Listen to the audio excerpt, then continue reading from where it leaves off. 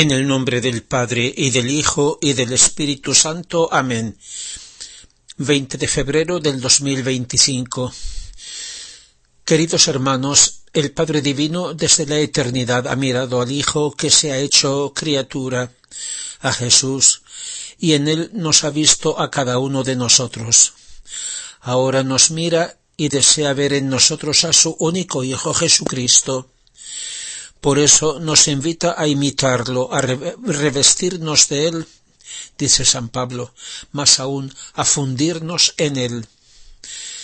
Por eso el Señor ha empezado toda su enseñanza proclamando las bienaventuranzas que son como su retrato, como diciendo: ¿queréis ser felices, dichosos? Pues entonces sed como yo soy así.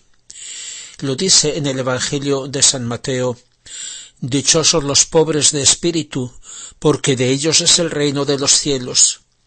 Dichosos los que lloran, porque serán consolados. Dichosos los mansos, porque poseerán la tierra.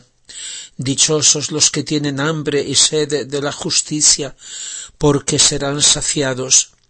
Dichosos los misericordiosos, porque hallarán misericordia. Dichosos los puros de corazón, porque verán a Dios. Dichosos los pacíficos, porque serán llamados hijos de Dios. Dichosos los que sufren persecución por la justicia, porque de ellos es el reino de los cielos.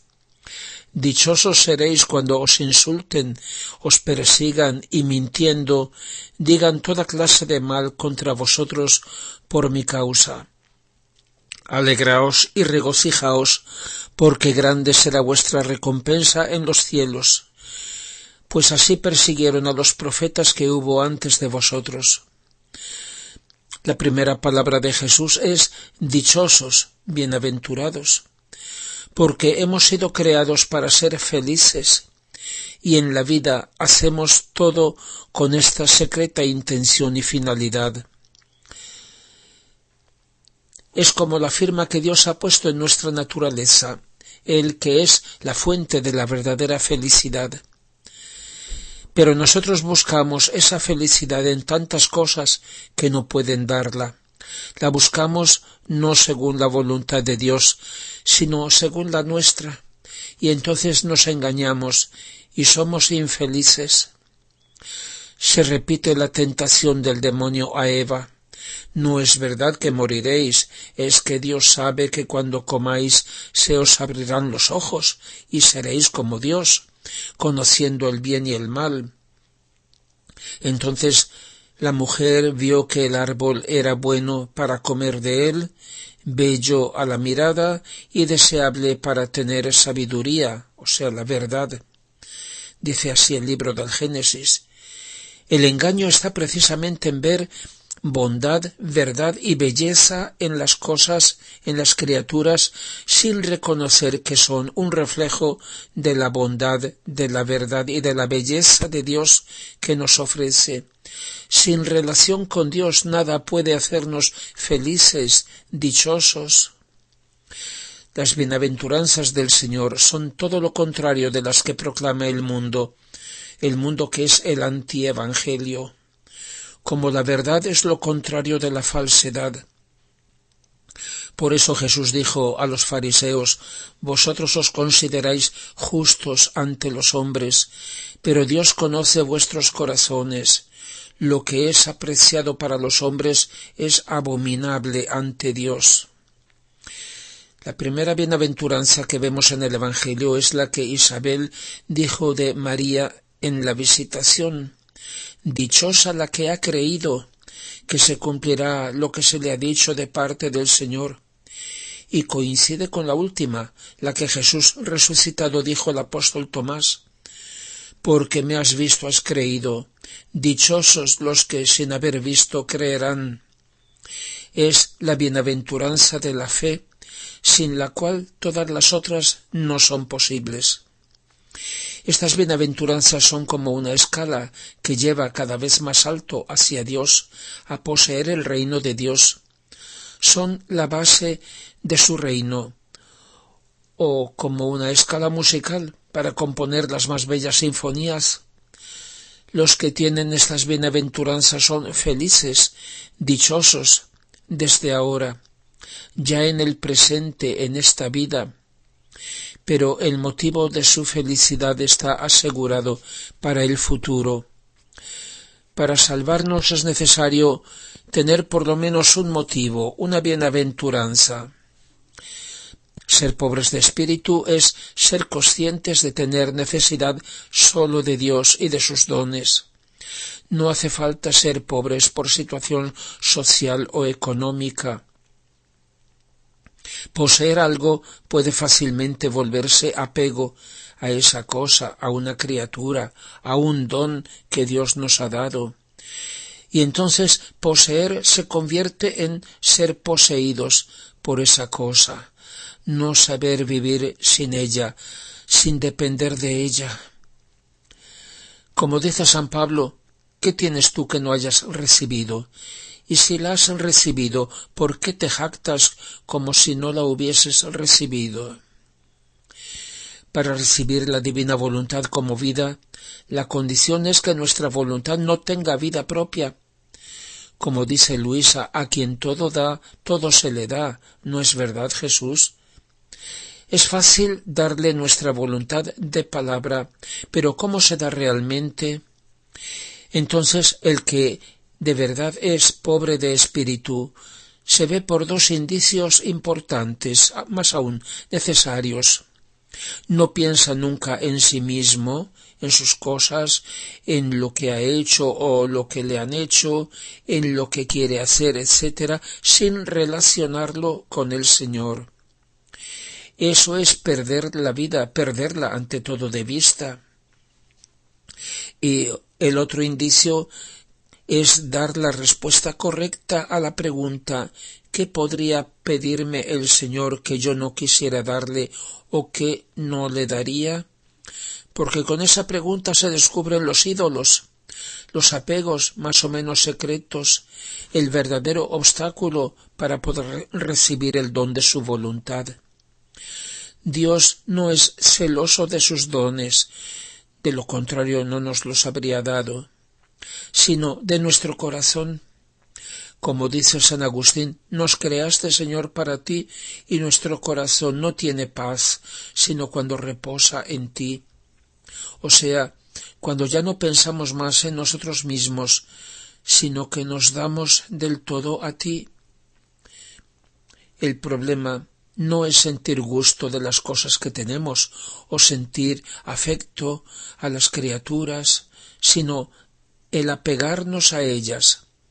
Es señal de un amor desviado hacia el propio yo, hacia el propio ego, y por tanto negado a aquel que nos ama de verdad, y no como aman las criaturas. De ahí vienen antes o después las desilusiones, la infelicidad. El verdadero pobre de espíritu dice, solo en Dios reposa mi alma. Y San Francisco de Asís dice, y para todo poseer, nada en el mundo hay que tener. Por eso, el reino de los cielos es para quien tiene el corazón libre, vacío de cualquier otra cosa. Es para los verdaderos pobres. Dice el Señor, dichosos los que lloran. ¿Quiénes son? No son infelices los que se dirigen al Señor, que dice, venid a mí, vosotros que estáis fatigados y oprimidos, y yo os aliviaré. A sus discípulos ha dicho, dichosos vosotros que ahora lloráis, porque reiréis, mientras que a los mundanos dice, ay de vosotros los que ahora reís, porque gemiréis y lloraréis. El mundo llora por cosas que no merecen lágrimas, que no merecen aflicción, y no lloran por cosas por las que se debería llorar. El mundo busca la felicidad sin Dios y esconde su insatisfacción detrás de una máscara de placeres, diversiones, falsa alegría. Los del mundo resbalan dentro del pozo negro, cada vez más profundo y estrecho, del propio ego, y no saben pensar otra cosa. Se vuelve cada vez más una obsesión, cada vez más afligidos, pero no son dichosos. Mientras que los afligidos, que van al Señor, que saben llorar sobre el corazón de Dios, porque se duelen de haberle ofendido y por eso están arrepentidos, enseguida son dichosos, como el hijo pródigo abrazado por el Padre, y también lloran por todas las ofensas, ingratitudes y desprecios que Jesús recibe de las criaturas, y sus lágrimas se unen a las de Jesús para consolarlo y reparar esas ofensas. Jesús dijo en la última cena: en verdad os digo, vosotros lloraréis y os lamentaréis, y el mundo se alegrará. Vosotros estaréis afligidos, pero vuestra tristeza se volverá gozo.